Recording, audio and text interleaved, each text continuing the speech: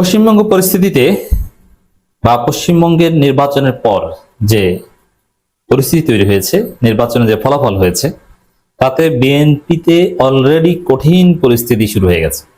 BNP প্রচন্ড ভয়ে দৌড়ঝাঁপ শুরু করে দিয়েছে। বিএনপির মাথা খারাপ হয়ে গেছে।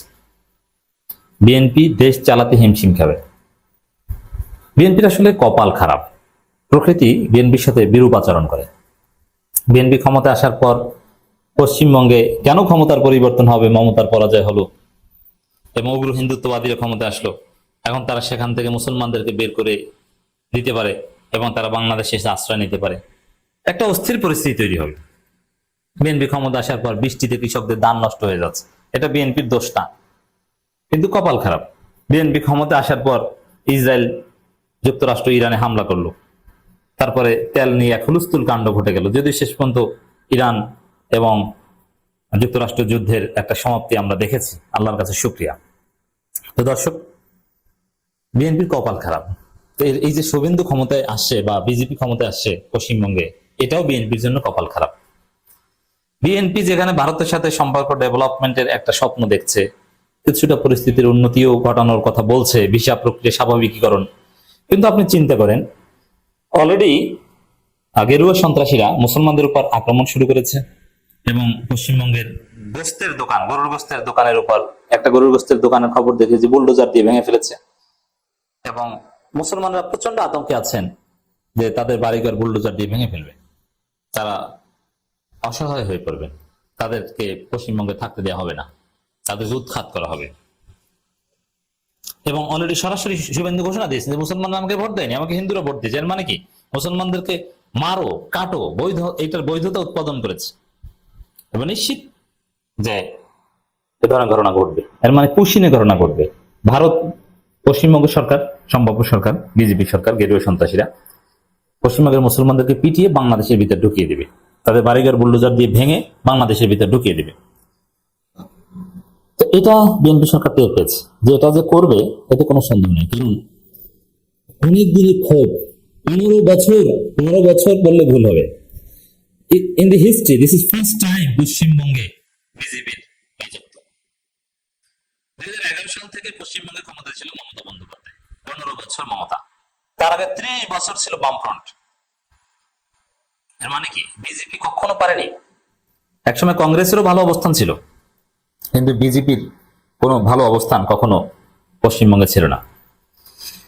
এখন নতুন কোন একটা জায়গায় আবার সেখানে প্রচুর মুসলিম এবং বিজেপি আরএসএস এদের চিন্তা তো মুসলিম পিটাও, মুসলিম কাটো, কোপাও।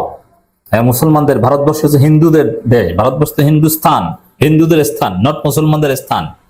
তারা এদেশের নাগরিক হওয়ার যোগ্যতা রাখে না, অনলি হিন্দুরাই এদেশের। ভারতের যে নাগরিকত্ব আইন আপনারা জানেন যে সেখানে ওই কথা আছে, হিন্দুরাই এদেশের নাগরিক। এমনকি বাংলাদেশ থেকে হিন্দুরা আসলেও তারা নাগরিক হওয়ার যোগ্য, কিন্তু মুসলমানদের দেশ হচ্ছে পাকিস্তান এবং ভারত।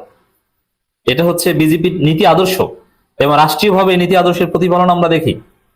তো এই জায়গায় দর্শক, যেহেতু জীবনে প্রথমবার এই সুযোগটা পেয়েছে, তারা একদম বেপরোয়া আচরণ করবে। আপনি যুগ যুগ সাধনা করে যদি কোনো একটা জিনিস পান, সাপোজ আপনার কোন একটা সন্তান জেলে বের হয় না 10, 15, 20 বছর পর বের হয়েছে, আপনি যদি সেই সন্তানকে কাছে পান, কেমন আচরণ করবেন? জড়িয়ে ধরবেন, চুমু খাবেন, এরকম একটা আবেগ কাজ করে দীর্ঘদিন পর। এরকম যে ওরা, এই গেরুয়া সন্ত্রাসীরা দীর্ঘদিন পর বা জীবনের প্রথম পশ্চিমবঙ্গে, বা অকল্পনীয়, যেটা কোনোদিন কল্পনা করেনি, ওরা ভেবেছে যে পুরো ভারতবর্ষ ওরা দখল করতে পারলেও তামিলনাড়ু এবং পশ্চিমবঙ্গে ওদের রাজত্ব হবে না। তামিলনাড়ু তো পারে না, কিন্তু পশ্চিমবঙ্গে পেরেছে এবং পারবে, এইভাবে সফল হবে, এটা কল্পনা ছিল। এবং মোদী নিজে এসে পশ্চিমবঙ্গ চষে বেরিয়েছেন, নির্বাচনী প্রচারণা করেছেন, ঝালমুড়ি খেয়েছেন। এরকম প্রায়োরিটি মোদী পশ্চিমবঙ্গে যেরকম প্রায়োরিটি দিয়েছেন, এরকম প্রায়োরিটি দেন না। অন্যান্য জায়গায় জিততে মোদীকে এভাবে যেতে হয় না, এমনি এমনি বিজেপি যেতে। কিন্তু তামিলনাড়ুতে পারেন না, পশ্চিমবঙ্গে পারেন না।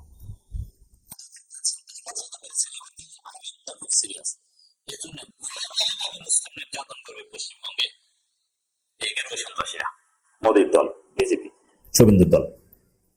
আর মুসলিম নির্যাতন করা মানে বাংলাদেশে মুসলমান শরণার্থীদের, তারা পারসিকিউটেড হয়ে তারা শরণার্থী হিসেবে বাংলাদেশে আশ্রয় নেওয়ার চেষ্টা করবে, একটা ঢেউ আমরা হয়তো দেখতে পাবো। তো এই জন্য অলরেডি বিএনপি সরকার টের পেয়েছে যে অবস্থা তো খারাপ। এরা সব এই 6 তারিখ মমতার মেয়াদ শেষ হয়েছে, মমতা যাই বলুক যে তিনি পদত্যাগ করবেন না অমুক তমুক, এগুলো ফাও কথা, এগুলোর কোনো দাম নেই। ওখানে রাজ্যপাল যিনি আছেন এটাতে তিনি নতুন সরকার গঠনের আহ্বান জানাবেন, ও এগুলো পরাজিতের অনেক কিছু বলে, এগুলোর কোনো দাম নেই। মূল কথা হচ্ছে যে সম্ভবত শুভেন্দুই খুব শীঘ্রই মুখ্যমন্ত্রী হিসেবে শপথ নিচ্ছেন, বিজেপি পুরো পশ্চিমবঙ্গ দখল করবে, তারপরে তাদের তাণ্ডব শুরু হয়ে যাবে এবং সেই তাণ্ডবে বাংলাদেশের শরণার্থী ঢেউ নামবে।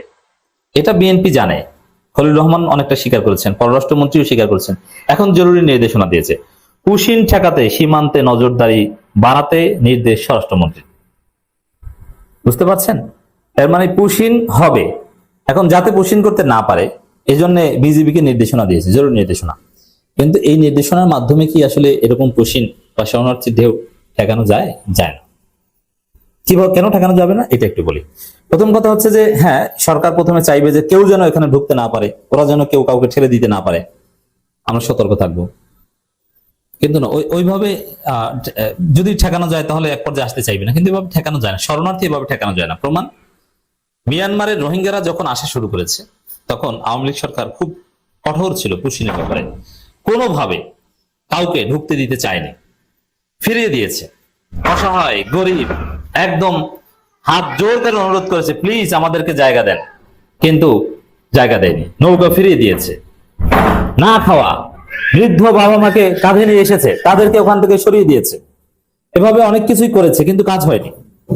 এর মানে জোর করে শরণার্থী ঠেকানো যায় না। একটা পর্যায়ে কিন্তু বাংলাদেশের মানুষের সমালোচনা যে এরকম অমানবিক কাজ করা যায় না, এবং পশ্চিমা মানবিকতা বোধ সম্পন্ন যে রাষ্ট্রগুলো আছে, জাতিসংঘ থেকে শুরু করে সবাই শেখ হাসিনাকে বলা শুরু করেছে যে এভাবে যারা নিজ জন্মভূমিতে পারসিকিউশনের শিকার তাদেরকে এভাবে ফিরিয়ে দিতে হয় না, তোমরা জায়গা দাও, আমরা হেল্প করব, তোমাদের এই লাভ হবে সেই লাভ হবে। যখন পশ্চিমবঙ্গ থেকে মুসলমান শরণার্থীদের ঢেউ আসবে, তারা বর্ডারে এসে হাত জোর করে বলবে, প্লিজ আমাদেরকে মেরে ফেলে আমাদের জায়গা দেন, তখন বাংলাদেশের মুসলমানরা আন্দোলন করবে, জামাত আন্দোলন করবে, এনসিপি আন্দোলন করবে, না মিনিমাম মানবিকতা দেখানো দরকার, জীবন বাঁচানোর জন্য তাদেরকে জায়গা দেন। কেন দেবেন না? এটা এইসব জায়গায় কোনো রাষ্ট্র এবং রাজনীতি কোনো চলবে না, এখানে সম্পূর্ণ মানবিকতা বোধ কাজ করবে। এত রোহিঙ্গা শরণার্থীদের আশ্রয় দিতে পেরেছি, এদেরকে দিতে পারবো না কেন? বাংলাদেশের মানুষ বলবে আমরা না খেয়ে থাকবো, আমরা 3 বেলা 2 বেলা খাবো আর 1 বেলা ওদেরকে দিব, তারপরে ওদেরকে বাংলাদেশে ঢুকতে দেন। জাতিসংঘ বলবে, সবাই বলবে, ওটা ঠেকানো যাবে না। তো এই যে জরুরি নির্দেশনা, যে পুশিন ঠেকাতে সীমান্তে নজরদারির নির্দেশ, আরো নানান উদ্যোগ নিচ্ছে বিএনপি সরকার, নড়েচড়ে বসেছে, কিন্তু লাভ হবে না। এভাবে পুশিন ঠেকানো যায় না, শরণার্থীর ঢেউ ঠেকানো যায় না। আমার মনে হয় কোন একটা অঘটন ঘটবে, শরণার্থীর ঢল নামতে পারে। আল্লাহ বাংলাদেশকে হেফাজত করুক, মুসলমানদেরকে হেফাজত করুক।